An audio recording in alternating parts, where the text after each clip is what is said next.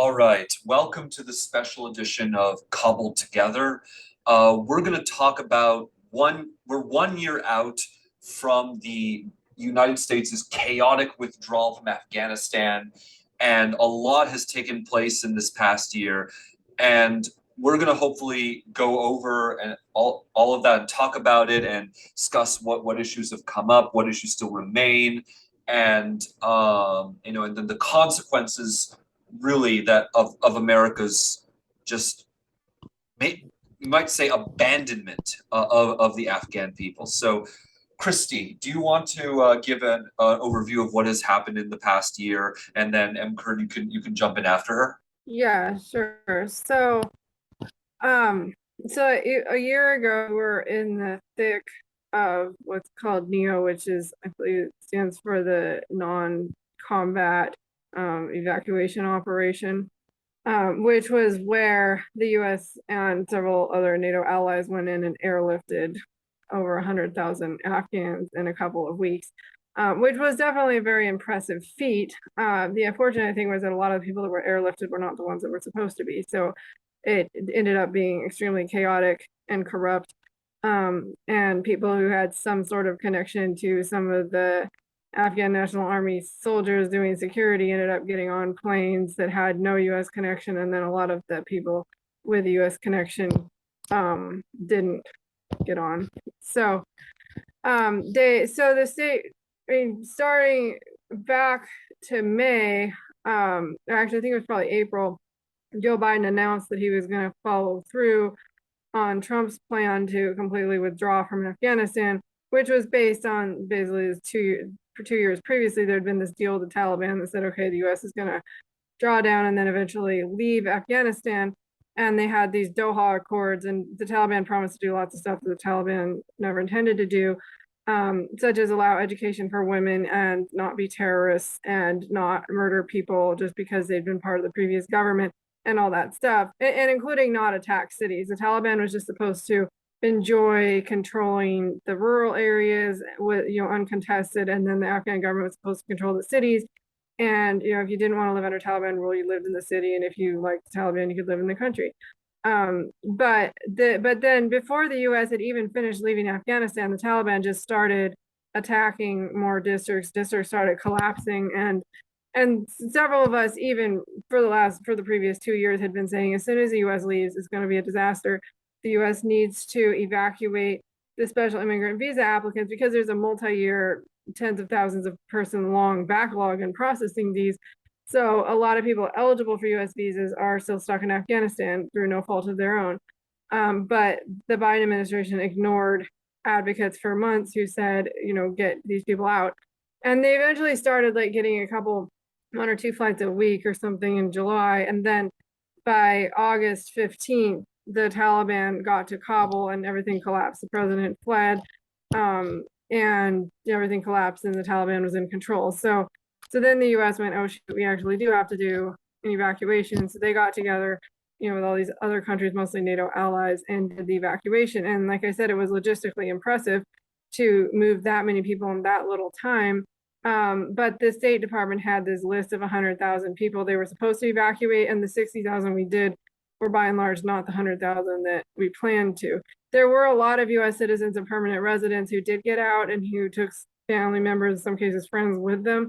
But most of the special immigrant visa applicants, even those that were at the very end of the process, did not get out. So then in September and October, towards the end of August, there was a suicide attack. And they were going strong on getting more people out. And then there was suicide attack supposedly by ISIS that killed 13 service members and over 100 Afghans. And then after that, the U.S. really pretty quickly wound down operations and said, okay, we're out of here. And they tried to spin it as like, oh, we just did this amazing historical feat. And they didn't mention the fact that a lot of people they evacuated did not have anything to do with the U.S. and a lot of the people left behind were the ones that were supposed to be evacuated. So that part was kind of not mentioned. And then in September and October, there was kind of a phase where there were a lot of nonprofits that did some flights, and that was about 12,000 people or more that were additionally moved through charter flights after the Taliban takeover. And some of those did eventually end up finishing processing their US visas and coming here. Others are still stuck in other countries. I mean, many of the privately evacuated people have been safely resettled, but some are still kind of stuck in limbo. And then the US now is claiming that they can't really, like, they've frozen a lot of assets for Afghanistan. The economy's collapsed because 80% of their income was foreign aid, and they've just said women can't work. Anybody who's afraid of the Taliban can't work. So they've just like disqualified more than half of their potential workforce and 80% of their like outside economic support. So their economy has collapsed. And the US has refused to really like try to work with private organizations to get aid to Afghans in hiding with the US affiliations. So that's all been private, including now there's a lot of private people like me and my friend Kurd, and that are just donating significant portions of our own paycheck to try to keep people alive. And the US has not, they've used the excuse that, well, we can't support the Taliban, but it's basically we rule out supporting the private groups that aren't working with the Taliban. And then we say, oh, well, if we just hand over large sums of money to Afghanistan run by the Taliban, we can't do that. And I mean, the World Food Program has been operating. I mean, there would have been a lot more people that starved last winter if not for India's donated, the US has donated, I mean, other countries have donated. So it's not that there's zero humanitarian aid, but there is a huge humanitarian crisis. Like, even not counting Afghans that work for the US, just like almost nobody can get a job. People are just starving to death. Um, and also, especially, if the breadwinner is old or female or whatever, then they're not able to work. So a massive humanitarian crisis that's by and large being ignored by the world just because they're like, oh, we can't work with the Taliban. So then the US they have been working behind the scenes to help relocate some special immigrant visa holders. And because they've had more time to try to do this, they are now prioritizing people who have pathways. So basically the people being moved by the State Department now are all either very late stage special immigrant visa applicants, or like wives and children of American citizens or residents. So all people that do have US visa pathways. But the problem is that they're processing about 200 a week, and there's like tens of thousands of people still trapped in Afghanistan with like US pathways. And there's about 30,000 people that are COM approved SIVs, which means they've been like at least halfway through the process, that are still trapped. And they only got about 3,000 SIVs out during the evacuation. So they got. Is it only me or? Yeah, no, I can't hear her either. Kurd, if while we're waiting for Kristy, maybe you want to jump in here. Yes, I was gonna say that, but I didn't want to disrespect Kristy's time. But I think she's frozen. Internet. This happened, I guess, sometimes.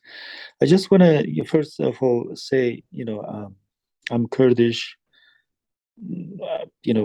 Has nothing to do with Afghanistan, but I just want to give a short, little background. I grew up with Afghan war. Sorry, Kristy, we lost you. I took over. It's okay. With y'all continue. Anyway, so I grew up with Afghan war. It's a long, unfortunately, conflict with the Rambo movies and 9/11, and then recent until I met Kristy in 2019. At the same time, I was taking classes, joined the program at Georgetown. I got interested in U.S. military, foreign policy, the guys in uniforms, this kind of things, or troops, American troops. I really met amazing people with integrity. I really grew a big respect for U.S. military. So how I got interested after the Turkey invaded northern Syria, Kurdish region, I met Kristy. But when I met Kristy, she was going to the Congress building, working to save an Afghan interpreter, African American interpreter. That's how I learned more about the situation. But she was way before that advocating for Afghans, years before that. So maybe 6, 7 years now. Way it was before it was cool, everybody was after evacuation was rushing to help, but she was way before that helping the Afghans. And that Since 2019, being familiar with the situation in Afghanistan, but still, I don't know about Kristy, but I wasn't expecting such a catastrophe. Uh, we thought that, okay, this is just some political move, not actually the terrorists will take over. There's 20 years of work, democracy, cultural exchange. They had elections. This is a big steps, but unfortunately, the last year that happened, withdrawal, and then the people rushing to the gates, and many died, lost their lives, and that's the moment actually for me. I saw the amazing effort of civilians working with the federal government to help U.S. citizens, green card holders, SIVs, interpreters, you name it, any ally, with the United States. I saw the amazing job, and I wanted to be part of it. Having already familiar with the situation through Kristy, then we formed this organization, and we have been helping families, but unfortunately, our government miserably failed in organizing, though for years, because I remember in 2020, I joined upon Kristy informed me that there's going to be protests in front of the White House, Lutheran services, and now he's an iconic representative of one of the icons who is, helping the Afghans, Matt Zeller, his organization, and one more lady, I forgot her name, was leading that. So I was there, and President Joe Biden happened to be that day coming to the White House, and we all shout. We said, "President, please come here. You have to have a plan. It's coming. Even if you start evacuating from now, it's going to take a really long time to evacuate all these people. And it's not something new to the United States. I'm Kurdish. I know thousands of people that were evacuated, in 1990s to the Guam island, and it is possible to do that. But I not an expert on these executive logistical issues, but there was a kind of blame game, like blaming the previous administration at the same time covering up their own failure. So it was altogether a failure, heartbreaking situation, and we are still trying to recover. There are many friends who are helping way more than me. Organizations, people started organizations, veterans, all these advisors, veterans, they rush to help, but the need still is huge. And 1 year later, it's just a painful picture to look at it altogether, unfortunately. Yeah, sorry about that, Kristy. Do you want to jump in and sort of finish up what has happened? Because I think Kurd I think may have given a good explanation, but I think you were in the middle of a thought when we moved on to him. Oh yeah, I think my internet cut out. Yeah, so the State Department is kind of working behind the scenes to relocate about 200 people a week, and they're very proud of themselves that they're doing some non-zero amount of work. And I mean, I'm grateful for the 200 a week that are being saved, but it's really about a tenth the rate at which it should be. And State Department basically shut down the private evacuations and failed to support any of these NGOs, even that got like people in the SIV visa process to other countries, and State Department was just like, good luck. So like they gave zero support. They finally just basically shut the whole thing down because they decided they could do better. And then now they're just proud of themselves for getting like one flight a week out. So yeah, it's very frustrating. I mean, like I'm appreciative that they are doing what they are, but it's a lot of talking about how amazing they are, and like the actual rate at which they're moving people is incredibly slow, and they couldn't continue to move people at the rate they were last August. But if they were actually actively trying to come, they call them lily pads, basically a spot where someone can finish visa processing. Like they could be expanding and putting in more lily pads and getting more people out faster, but they're just kind of like, yeah, it's going to take 10 or 15 years, but that's okay. And it's just like the assumption that these people are going to survive that longer, that it's okay to allow them to live in fear and starve for 10 or 15 years. And that's not okay. A lot of these people can't make it. And even the ones that can, I mean, they have a legal obligation to process these visas in 9 months. And instead, it's just like, yeah, you might have to wait 15 years for this thing you're legally obligated to get in 9 months. But we're the government, so we can do what we want. So there, I mean, there is some positive movement. They're almost a year behind on even doing intake on this visa program, but just in the last few weeks, they've really sped up the intake. So they've been actually catching up. Like it used to take them a month to do 1 day worth of emails, and now they're doing about 4 days of emails in 1 day. So they are on track to catch up intake for the special immigrant visa program later this fall, which is great news.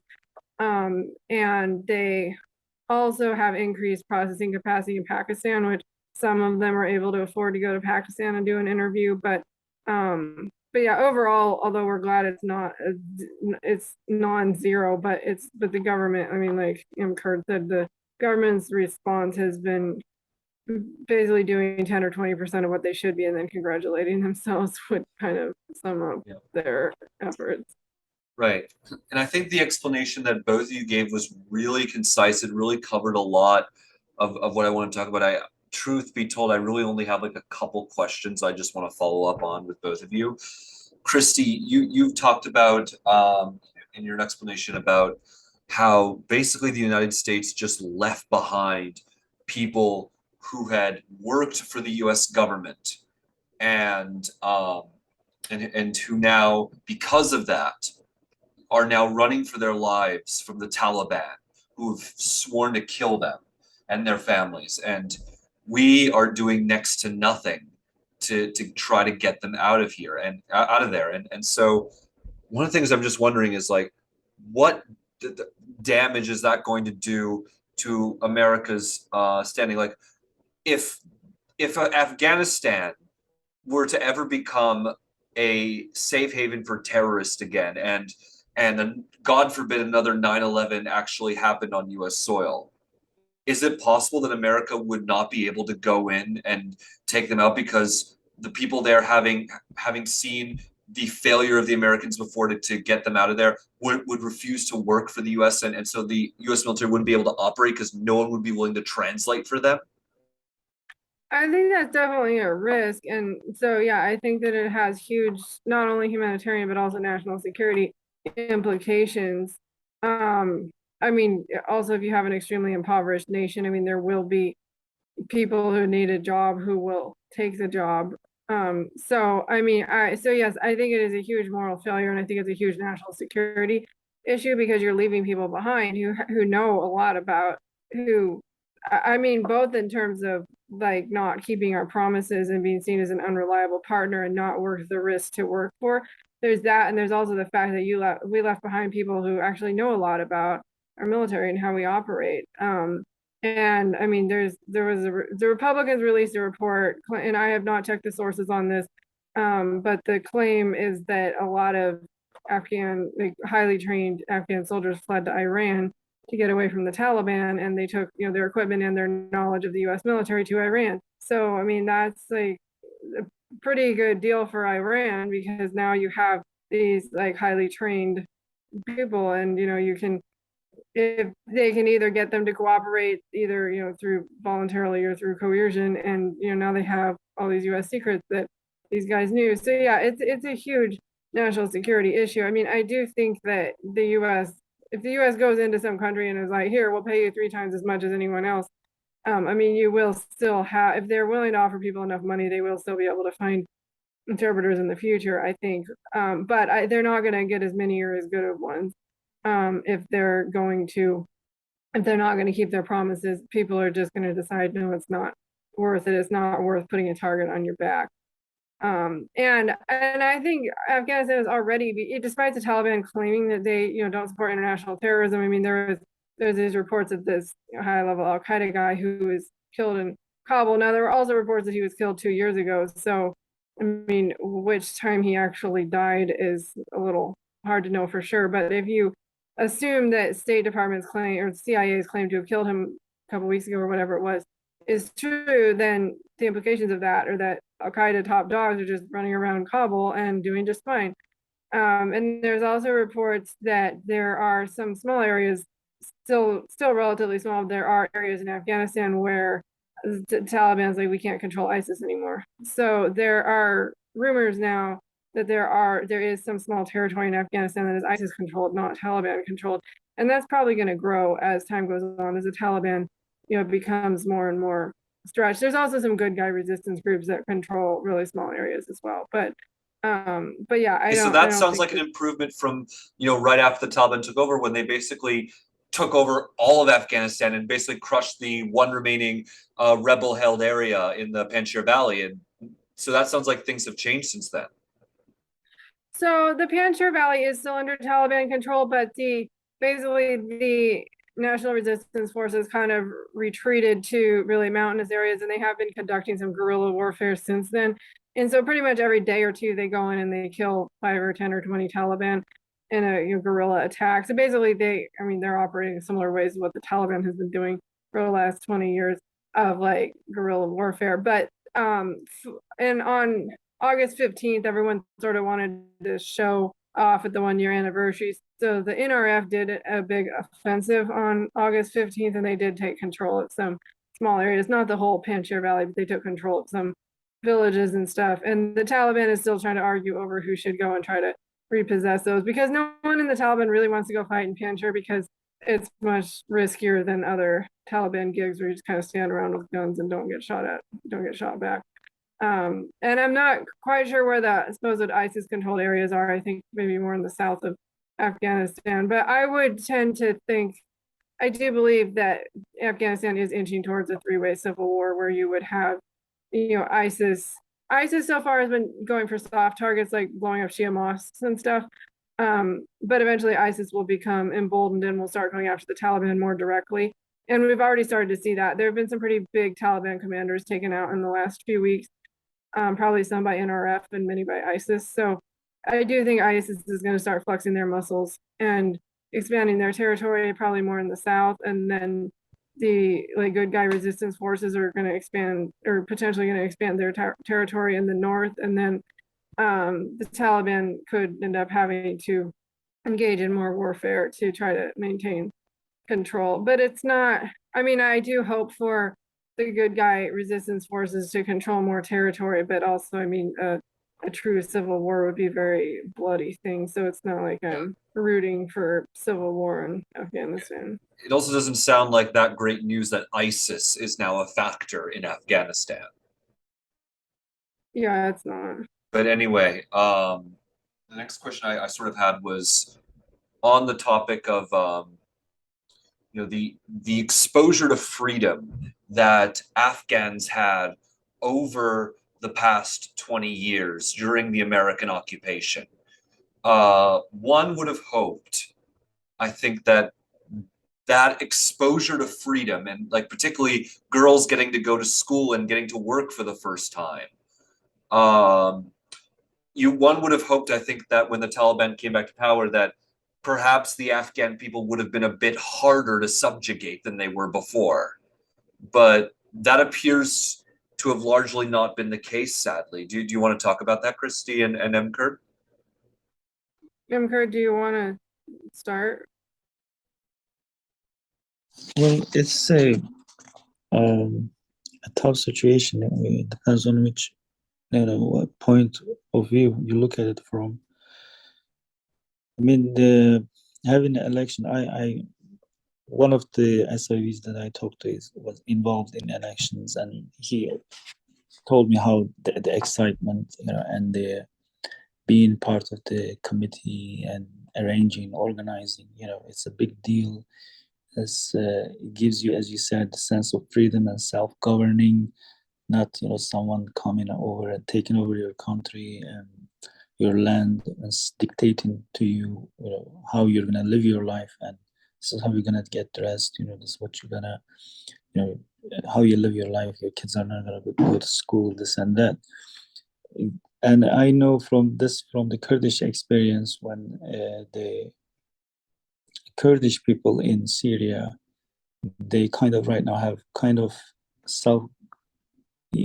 semi-autonomous governance. They have their own system after losing 12,000 lives against ISIS, and it's kind of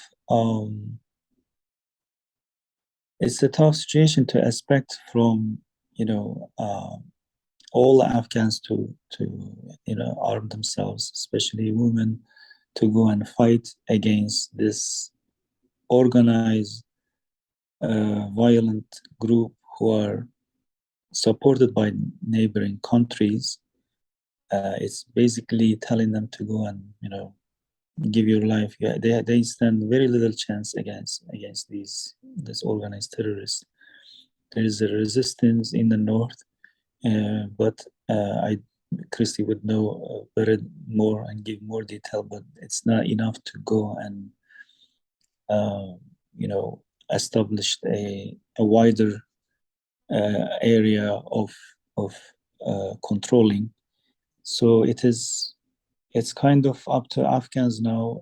I know there are protests going on. Afghan women are leading the protests on the streets, but they're getting killed, tortured, imprisoned.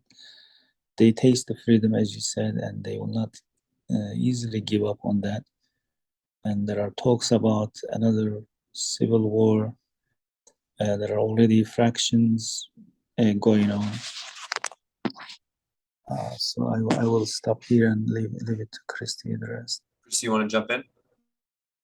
Yeah, I think it's true that basically when the U.S. withdrew, we also withdrew all the logistics supporting the Afghan army. So there were some pretty high level deals cut with the Taliban, but in terms of like kind of the rank and file soldiers, it's like the Biden administration likes to portray it as, oh, Afghans need to fight for their country, but like really, no matter what, when you withdraw the logistics for an army, then you can't expect them to keep fighting without food and pay and ammunition. So it really was a pretty foregone conclusion that without actually training the Afghans to do logistics on their own successfully, then that was going to happen. And like when you have the situation where yes, you have these people that just because they're not happy with it doesn't mean that there's that much they can do. And the Taliban has been pretty brutal on there've been like a lot of women protesters, and there haven't been as much of an armed insurrection so much as a like protesting by women, but they've come down pretty brutally on that as well. And the rest of the world has kind of been like, oh, this is kind of upsetting, the Taliban's not following their promises about women, but there really hasn't. Well, I mean, of course, no one's recognizing the Taliban, but also no one's really trying to do very much to help Afghan women get to safety or to stop the Taliban from torturing and murdering their own citizens. So yeah, I mean, I do hope that there will be more Afghan resistance, but also countries need to step up and start. I mean, if countries, and maybe there is some of this behind the scenes, but every country denies like doing anything in Afghanistan, but like the US or Israel or whatever, the CIA was going in here and arming the northern resistance. I mean, they could potentially help Afghans who don't like the Taliban build militias to fight the Taliban. But if you just sit back while Pakistan, arms the Taliban and you don't do anything to support the resistance, then without any, with the Taliban getting foreign support and the resistance not, then obviously they're at a huge disadvantage. But yeah, I mean, we can definitely hope that other countries see the light and sort of work with anti-Taliban Afghans the way that we, did eventually decide to work with Kurds to get rid of ISIS. But that was not just sitting back and saying, good luck, guys.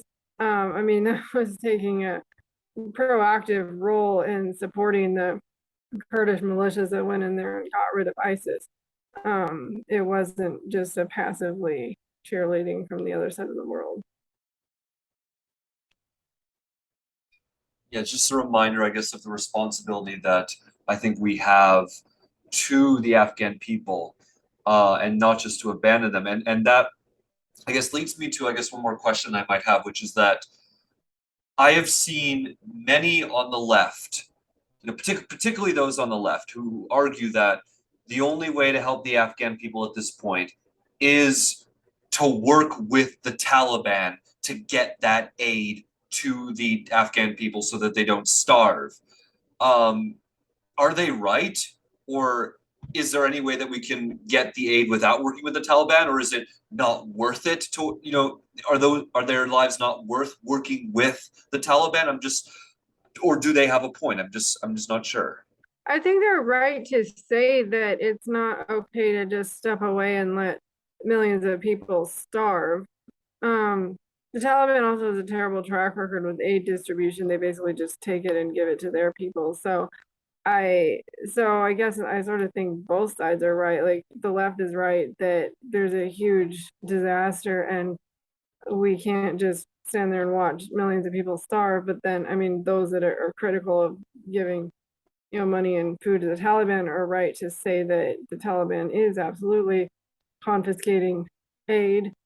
I mean, I think that there are some pretty large organizations that are able to get aid into Afghanistan. I mean, maybe not at the scale of like feeding the entire country, but the US government could be contracting with established NGOs to say, okay, here we're going to give you guys some money to go in and get food packages to, the needy and allies and stuff like that, but they're refusing to do that. So I think that they do have other options, but in some sense they're just boxing themselves into this like, oh yeah, we can't work with anybody who's not a de facto government, and we can't work with the Taliban because they're going to steal all the aid, so we just won't do anything. And it's like, well, you don't have to be in, you've sort of artificially put yourself in this no-win situation by ruling out working with organizations that do have a footprint in Afghanistan and aren't the Taliban.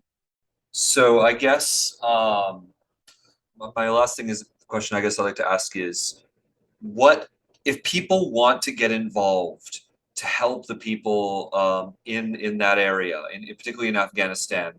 What are the things that they can do? What organizations can they donate to? And I understand that there's an event that you guys are hosting coming up that might be educational for them, like that you guys might want to promote. So please feel free to let us know what we can do. So yeah, our organization, Kurdish Alliance of North America, we found this in the wake of the US withdrawal from Syria and Turkey going after the Kurds there. But then from the very beginning, we had kind of a broad mission of helping US allies. So we are continuing to support a number of Afghans in hiding that are trying to get visas. So people could donate to our organization, or there are other organizations as well that are helping Afghans. There's another one that I volunteer with. It's called Tarjoman, and their focus is on helping interpreters go to Pakistan and sustaining them while they do their interview there. So they've gotten a number of people out that way just by enabling them to go finish their processing in Islamabad. So that'd be another organization people can support if they want. And we're gonna have a panel next week, so August 28th, 1 p.m. Pacific time, 4 p.m. Eastern time, and it'll be a couple of us from Kana and one of the Afghans that we're supporting talking similar to what we talked about today, like what's the situation there and what can people do. There's also a huge need for visa support, which is sometimes just like trying to look up supervisors on LinkedIn, or just anyone, like with training, anyone can do it. So just like they have a letter, and some Afghans do not believe that the U.S. government, when they say you need to do A, B, C, D, and E, actually mean you need A, B, C, D, and E, because it'll be like the State Department will say we need these 11 pieces of information in every letter of recommendation, and they turn in a letter that has 8. The State Department writes back and says, no, you're still missing these 3 pieces of information. They go, oh, I can't believe my letter got rejected. I'm like, well, it's not a perfect letter until it contains the pieces of information the State Department decided they need.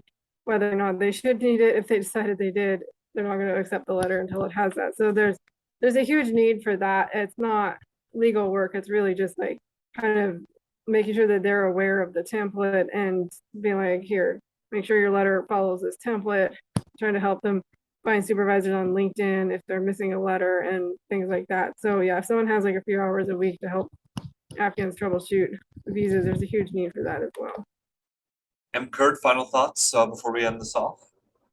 No, thank you so much for having us. Kristy explained it very well. Yes, we have event next week. Hopefully, would love to have people on. And yes, please, if you can donate to Kana on the website or Tarjoman or any other organization, and we have direct contact with the people who are in need. We'll appreciate your help. Thank you for having us. Thank you so much to both of you guys for coming on the show to talk about what's been happening this past year in Afghanistan and kind of what Kristy and I have been focusing on for much of this year. And we're going to have links to all of those organizations in the description to this video, as well as for the seminar that's happening next Sunday. So please, I encourage you to check all of them out. And if you want to get involved, to please to do so in order to make a difference in helping the people who are in a very desperate situation and who really do need our help because of the tremendous work that they've done. And now it really is our time to repay them. So I definitely encourage everyone to get involved in that way.